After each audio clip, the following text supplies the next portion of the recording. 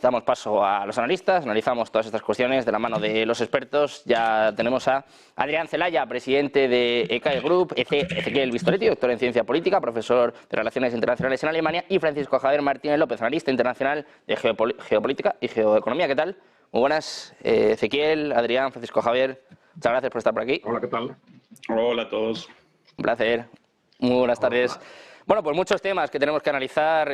Parece que se han relajado un poquito las tensiones, parece que se ha pospuesto el ataque por parte de Israel. Precisamente os quiero preguntar por esta cuestión, Adrián, quiero preguntarte por este juego psicológico, me atrevería a decir, que estamos viendo después del ataque de Irán. Todo apuntaba a una respuesta inminente, inmediata. De momento parece que el primer impulso se frenó, pero claro, empiezan a salir muchas informaciones, ya apuntan, por ejemplo, al 30 de abril. Otros decían que iban a atacar el sábado. ¿Está jugando Israel con Irán? ¿Está intentando meter el miedo en el cuerpo a su contrincante, en este caso?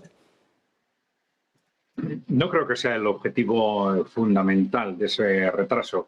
Supongo que tendrá mucho que ver con el tipo de negociación que se haya producido entre Israel y Estados Unidos.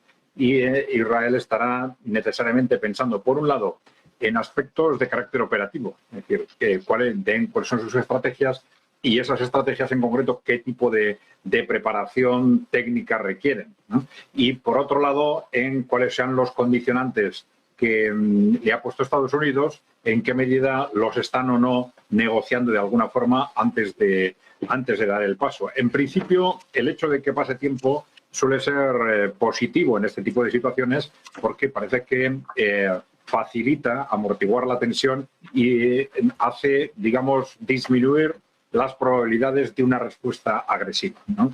Digo en principio porque esto no nos debe hacer olvidar cuál es el contexto estratégico, ¿no? Y el contexto estratégico nosotros estamos repitiendo una y otra vez que está muy marcado por el momento en el que Israel atacó el consulado iraní en Siria. Esto fue claramente el salto a un nivel, una digamos, decisión que implicaba el salto, una voluntad de saltar un nivel o un escalón dentro de ese proceso de escalada. Esto nos deja fuera de cualquier duda cuál es la voluntad estratégica de Israel, y esto quiere decir que de una forma o de otra van a intentar que esa escalada no se detenga, porque lo que ha sucedido ahora con esa respuesta de Irán es para ellos, para los que están defendiendo esa estrategia de escalada, por supuesto, es para ellos una oportunidad estratégica histórica que difícilmente van a dejar pasar. Sí es cierto que tienen en este momento dos vías para, digamos, asegurar esa escalada. Una es la respuesta al ataque de Irán y la otra es esta ofensiva en Gaza que están también preparando ya parece que a muy corto plazo.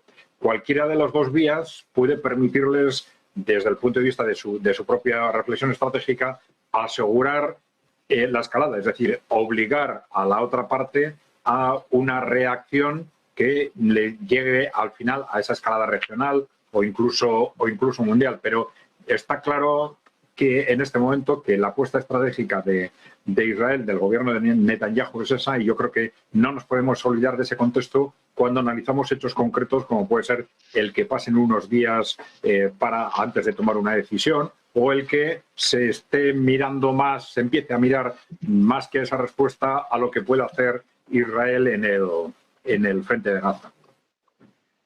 Ezequiel, ¿cómo ves esta cuestión, estos avisos? Es verdad que, bueno, Irán también avisó, dice Estados Unidos que no, pero bueno, parece que Irán también avisó del ataque a Israel, y ahora vemos, bueno, pues estos tira y afloja, ¿no? Sobre todo entre Israel y Estados Unidos para ver si se da el paso. Hablaban también de que, bueno, el lunes estuvo a punto de atacar a Israel, finalmente parece que se echó atrás. ¿Qué está sucediendo? Porque este teatrillo, ¿no?, que están montando, y también, ¿cómo crees que va a ser la respuesta por parte de Israel? Sí, de acuerdo por completo con Adrián. En realidad presenciamos la siguiente situación. Israel hasta el ataque de Irán aparecía muy complicado en su situación interna debido al estancamiento del conflicto en Gaza, debido a las tensiones y a los enfrentamientos permanentes también en el norte, en el Líbano con Hezbollah, con tensiones también en Siria. Su economía presenta, de acuerdo a las cifras oficiales, una caída del 20%, de acuerdo a cifras extraoficiales, mucho más aún. En cuanto al apoyo internacional, la imagen de Israel desde que comenzó con los ataques indiscriminados contra la población en Gaza presenta una caída enorme, tremenda, y además de todo eso, aparece una situación interna, Netanyahu aparece en una situación interna muy difícil, también debido a el fracaso de los objetivos oficiales de la invasión a Gaza. Recordemos cuáles los objetivos, básicamente la eliminación de Hamas y el rescate de los secuestrados. Ni pudo hasta ahora con la eliminación de Hamas, mucho menos con el rescate de los secuestrados. En realidad todos estamos conscientes de que la invasión no respondía a esos objetivos, sino que el gobierno de Netanyahu patrocinó el desarrollo de Hamas a la espera de un ataque como el sucedido para reaccionar con el objetivo de la eliminación de la posibilidad de los dos estados, ¿sí? Básicamente, o bien la eliminación de los gazatíes o bien su extradición. Es el objetivo de fondo, pero tampoco pudo con eso. Entonces Israel aparecía en una situación muy complicada y en ese sentido el gobierno de Netanyahu realizó una provocación comenzó a realizar provocaciones, la de Siria, la del ataque contra el edificio consular iraní en Siria representó una de ellas, ni siquiera la primera. Y bueno, esas provocaciones respondían al objetivo de que apareciese una situación de escalada aún mayor, a partir de la cual Israel pudiese abandonar esta situación tan compleja, tan desfavorable, como producto del ingreso de Estados Unidos a una guerra generalizada, ¿sí? Frente a esta situación tan difícil, ¿cuál la apuesta entonces de Netanyahu? Una salida hacia adelante con una escalada. Para eso las provocaciones. Los iraníes estaban conscientes de esto, pero por cuestiones ligadas a la demostración de fuerza, principalmente en el mundo islámico y en la sociedad iraní, debían responder a un ataque directo contra su territorio en última instancia, porque la embajada iraní en Siria representa una parte del territorio soberano iraní. Entonces determinaron responder, sí, a esta provocación, pero de una manera extremadamente calibrada, extremadamente moderada y en acuerdo incluso con los Estados Unidos. De hecho, ya aparecieron reportes, incluso, de hecho, en el Financial Times, donde, si no, medio con información privilegiada de los servicios de inteligencia británicos y estadounidenses, medio británico, un día antes de la respuesta de Irán con el ataque a Israel, el cual, por cierto, no generó muertos, al menos oficialmente, y representó un ataque contra objetivos militares, a diferencia del ataque de Israel contra el consulado iraní, por cierto, con objetivos civiles y con decenas de personas muertas. Bueno, según el Financial Times, en un artículo publicado un día antes de esta respuesta iraní, Irán habría establecido negociaciones a través de Omán para realizar un ataque retaliatorio calibrado en acuerdo con los Estados Unidos, ¿sí? De manera que ese acuerdo no generara una escalada del conflicto a toda la región, lo cual obviamente Irán no quiere, porque Israel, como recién presentaba, ya aparece en una situación de muchísima complejidad, una situación muy, muy negativa. Irán, por cierto, en su rol de titiritero de toda esta situación, sin participar directamente, aparecía en una situación, o aparece en una situación de fortaleza, con los hutíes y con Hezbollah accionando en su nombre. Entonces, responder sí es el objetivo, pero de una manera acordada y calibrada para no generar una escalada contraria a sus intereses. Y Estados Unidos participó en esta negociación y por eso inmediatamente después del ataque, cuando Netanyahu quería inmediatamente comenzar un ataque, una respuesta a todo nada con la participación de Occidente y por sobre todas las cosas con la participación de Estados Unidos, bueno, en ese momento tanto Biden como Scholz, como Macron, como incluso Rishi Sunak, todos ellos llamaron a Netanyahu con la orden de que no respondiera alocadamente, de que si fuera a responder, respondiese muy, pero muy moderadamente, porque ninguno de ellos quiere un ataque en una guerra generalizada. Por sobre todas las cosas no la quiere Biden, no por amor a la paz, ni mucho menos, eso para él carece por completo de... Bueno, para los Estados Unidos las vidas de inocentes carecen por completo de importancia, lamentablemente. No quieren una guerra generalizada, principalmente por las elecciones, ¿sí? Porque una guerra generalizada determinaría un nuevo conflicto en el exterior en el cual Estados Unidos aparecería empantanado, nuevas masacres contra la población musulmana, en gran medida el voto de Biden y especialmente el voto en los 3 estados cambiantes, los swing states, los cuales determinarían las próximas elecciones, bueno, en gran medida representan un voto afín o musulmán o afín a la causa palestina. Por eso Estados Unidos no quiere esto, por eso llamaron a Netanyahu. Netanyahu en un momento determinó que no respondía más llamadas, comenzó a rechazar las llamadas y a deliberar con su equipo sobre una respuesta, pero sin ese apoyo. Y sin ese apoyo, por más que quiera generar una escalada, no puede generarla porque comenzaría un nuevo frente en una situación de extrema debilidad si no lo acompañan los Estados Unidos. Esa es la situación actual. Ahora, cuidado, porque más allá de todo este cálculo de poderes y contrapoderes, en el gobierno de Israel, el gobierno de Netanyahu representa un gobierno de extrema derecha, mesiánico e impredecible.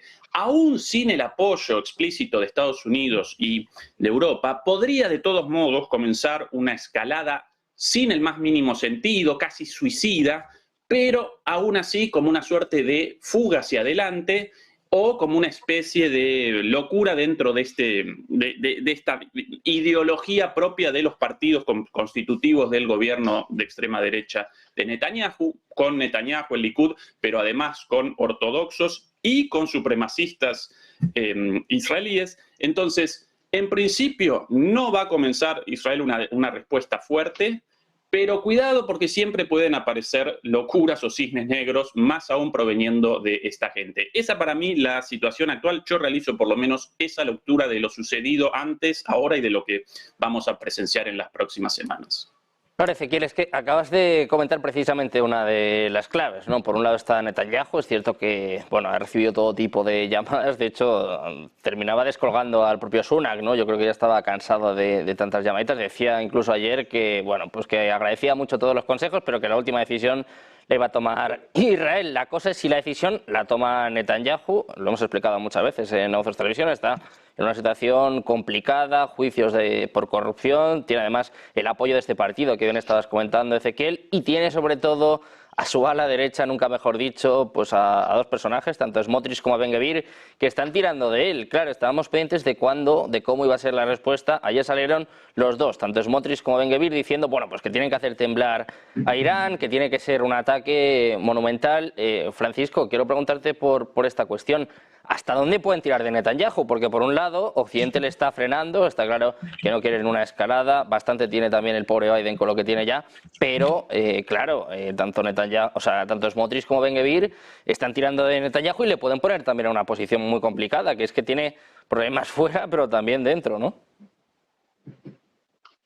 Sí, totalmente. Comparto plenamente y retomo los análisis de mis 2 compañeros anteriores, Ezequiel y Adrián, y complementaría con que reitero que está detrás, entre bambalinas, los Estados Unidos, siempre tanto en las... Voy a poner el ejemplo, la propia conversación que tuvieron el sábado Biden con Netanyahu, allí filtrada por Microsoft e NBC News, se decía claramente de esa conversación que no participaría otra vez más en Estados Unidos de operaciones ofensivas contra Irán, pero que requerían que Israel compartiese información sobre las acciones con anticipación específica para ver si puede tener repercusiones negativas para la administración del POTUS Biden, evidentemente, en situación electoral, que se debe a muchos cabildeos, no solamente a los cabildeos sionistas y los cabildeos evangélicos, sino a cabildeos, como bien han comentado mis compañeros, de árabes y de un lobby palestino. La realidad es que también la respuesta de Irán fue sumamente, ¿cómo decirlo?, necesaria para los Estados Unidos y para el propio Netanyahu, que estaba en un callejón sin salida como lo está. Y lo que, en cierta manera, estamos hablando de esto, pero está consiguiendo Netanyahu que se olvide del genocidio continuo que se está haciendo ya. Las cifras ascienden a casi 34.000 asesinados.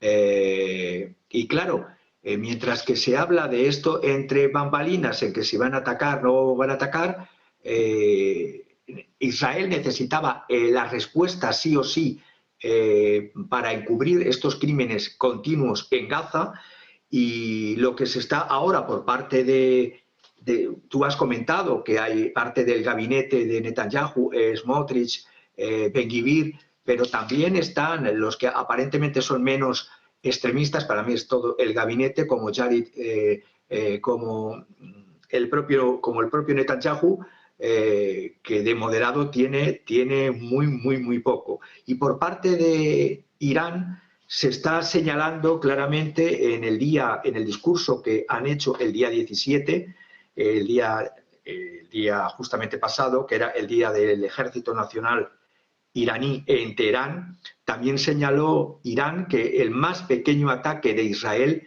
traerá una respuesta masiva y dura, y por eso ha reiterado que el ataque que hizo, o respuesta que hizo Irán al ataque al consulado del 1 de abril, fue con el nombrecito de Operación Promesa Verdadera, fue un ataque limitado, anunciado, contenido y cuasi testimonial, porque hubo incidencia sobre 2 bases aeromilitares israelíes.